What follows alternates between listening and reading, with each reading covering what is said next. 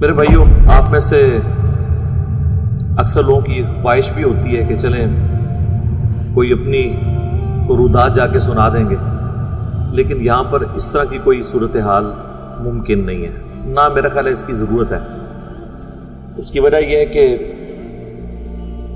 انسان کو اپنے پہ آنے والے حالات اور واقعات کا جو رونا ہے یہ اللہ کے سامنے ہی رونا چاہیے۔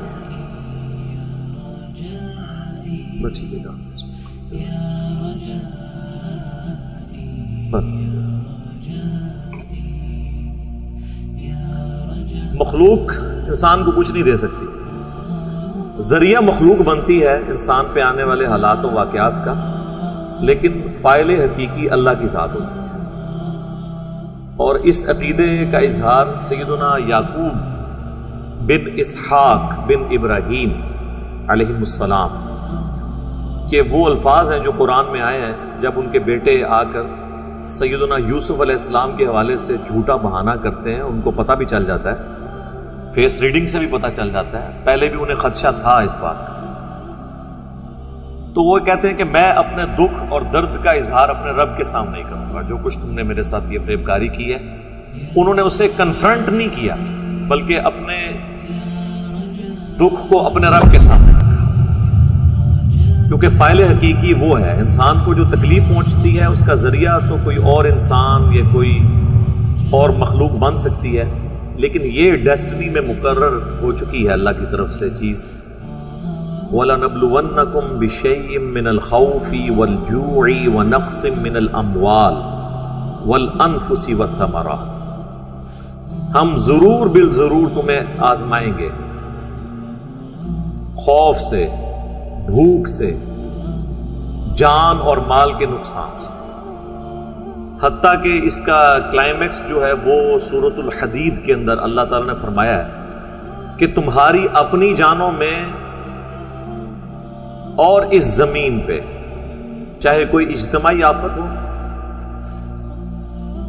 مثلا زلزلہ، سیلاب، کوئی وبائی مرض، یا تمہاری جان میں جو تکلیفیں آتی ہیں، انڈیویجول کو کوئی بیماری لاحق ہو گئی، کوئی نقصان ہو گیا، اس سے پہلے کہ ہم یہ تکلیف تمہیں دیں ہم نے پہلے ہی لوح محفوظ پہ لکھ لی، اور یہ اللہ کے لیے آسان ہے۔ انسان تو امیجن نہیں کر سکتا کہ ایک چیز ہوئی نہیں ہے اور لکھی بھی ہے۔ اور پھر اللہ تعالیٰ نے اس کی ریزن یہ بتائی تاکہ جو چیز تمہیں ملے اس پہ شیخی مت بگاڑو، اور جو چیز تم سے جاتی رہے اس پہ کف افسوس مت ہو۔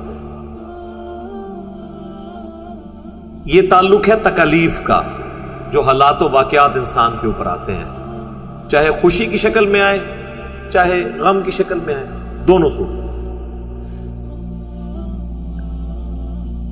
صحیح مسلم میں آلموسٹ 60 کے قریب احادیث ہیں مسئلہ تقدیر کے اوپر، بخاری میں بھی ہیں لیکن مسلم میں ذرا ڈیٹیل کے ساتھ ہیں۔ ایک پورا چیپٹر ہے، اسے کہا جاتا ہے کتاب القدر، یعنی دا چیپٹر آف ڈیسٹنی، جس میں ساری کی ساری احادیث جو تقدیر سے متعلق ہے نا وہ درج کی گئی ہیں۔ مشکات میں بھی آپ کو پہلی جلد میں بخاری مسلم کے حوالے سے وہ چیپٹر کی احادیث مل جائیں گی، لیکن مشکات میں چونکہ ٹاپک وائز احادیث لکھی گئی ہیں تو کچھ احادیث آپ کو شاید اس چیپٹر میں نہ ملیں، کچھ صبر و شکر والے چیپٹر میں مل جائیں، تاکہ اس سے جو صبر و شکر والا معاملہ نکلنے والا ہے وہ وہاں پہ ایڈریس ہو جائے۔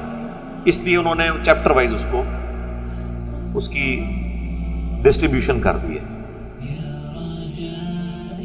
تو یہ جو میں حدیث آپ کو بتانے لگا ہوں نا، یہ انہوں نے توکل اور صبر والے چیپٹر میں لی ہے، مشکات والے۔ مسلم شریف میں یہ تقدیر سے متعلق والے چیپٹر میں ہے کہ حضرت ابو ہریرہ رضی اللہ تعالیٰ عنہ کہتے ہیں کہ مجھے اللہ کے محبوب صلی اللہ علیہ وآلہ وسلم نے یہ نصیحت کی تھی کہ اے ابو ہریرہ، جو چیز تمہیں نفع پہنچانے والی ہے اس کے لیے کوشش کرو. سستی نہ کرنا، کاہلی نہ کرنا. یہ نہیں ہے کہ صرف یعنی دعاؤں پہ ہی کھڑے رہو، نہیں. اور نہ یہ فنیٹک اپروچ ہے کہ جو چیز تمہیں نفع دیتی ہے اس کے لیے کوشش نہ کرو. کوشش کرو چاہے دنیا اور آخرت دونوں کے نفع. سستی نہ کرنا، کاہلی نہ کرنا، اور اللہ سے مدد بھی طلب کرنا. وَاسْتَعِنْ بِاللَّهِ، اللہ سے مانگنا. پھر ساتھ فرمایا لیکن اگر رزلٹ تمہارے خلاف نکل آئے تو یہ نہ کہنا کہ اگر میں یہ کر لیتا تو یہ ہو جاتا، وہ کر لیتا تو وہ ہو جاتا. اگر مگر شیطان کا دروازہ کھول دیتا ہے. یہاں پہ آگے حدیث مکمل ہوتی ہے. یعنی اگر مگر سے توکل پھر ختم ہونے کی طرف چلا جاتا ہے، جو سیدنا علی کا قول بھی ہے، تلقی بالقبول حاصل ہے اسے. سیدنا علی کہتے ہیں کہ میں نے اپنے ارادوں کے ٹوٹنے سے اپنے اللہ کو پہچانا ہے.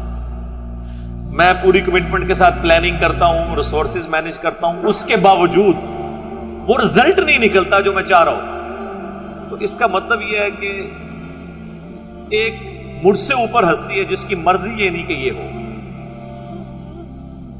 آپ کی زندگی میں کئی ایسے واقعات ہوں گے، اپنی زندگی میں بھی، کہ سب کچھ ہیپی ہیپی چل رہا ہوتا ہے، ایک دم کوئی ایک انفورسین کوئی چیز آ جاتی ہے اور پورے کا پورا معاملہ ہی تل پٹ ہو جاتا ہے.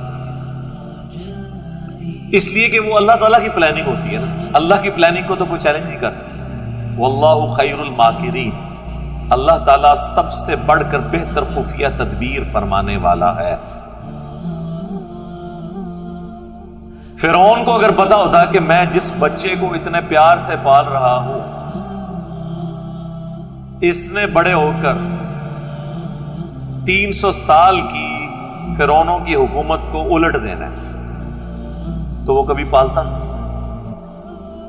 اور اللہ تعالیٰ اس طرح کے اعمال اس لیے ایگزیکیوٹ کرواتا ہے دنیا میں تاکہ وہ بتائے کہ وہ محتاج نہیں کسی کا. وہ چاہے تو ایک ایسا شخص جس کی پرورش اس کے ماں باپ نے نہیں کی بلکہ اس کے دشمن نے خود کی، جس کی زبان میں بھی لکنت ہے، جو ایک محکوم قوم جو صدیوں سے غلام بنی ہوئی ہے، حتیٰ کہ اس کے اندر حکومت کرنے کہ آپ آج کے دور میں کہہ رہے ہیں کہ ڈی این اے بھی اس کا خراب ہو چکا ہے. غلامی کا ڈی این اے بن گیا ہے، جینز تک غلامی گھس گئی ہے. ایک شخص آ کے پورے کے پورے معاملے کو تل پٹ کر دیتا ہے اللہ کی مدد سے. رب اشرح لی صدری ویسر لی امری واحلل عقدۃ من لسانی یفقہوا قولی. دیکھیں اللہ تعالیٰ تو کچھ بھی کروا سکتا ہے. دروشی پڑھیں. اللہم صلی علی محمد وعلی آل محمد وعلی آلہ واصحابہ اجمعین الی یوم الدین.